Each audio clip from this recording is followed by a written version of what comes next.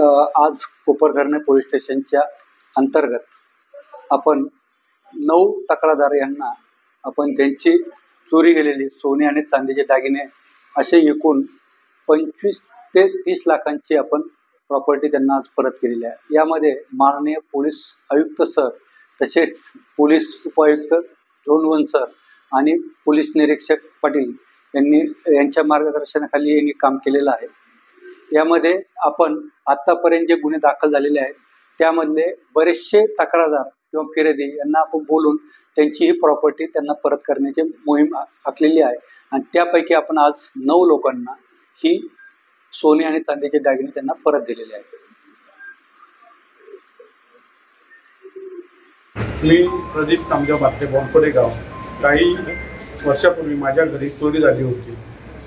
माझे दागिने कोपरखना police स्टेशनने recover करून आज मला फोन करून बोलवले आणि माझे मुद्देमाल पूर्ण सोने मला दिल्याबद्दल मी कोपरखना पोलीस स्टेशनचे वरिष्ठ निरीक्षक औदुंबर पाटील यांचे आभार मानतो।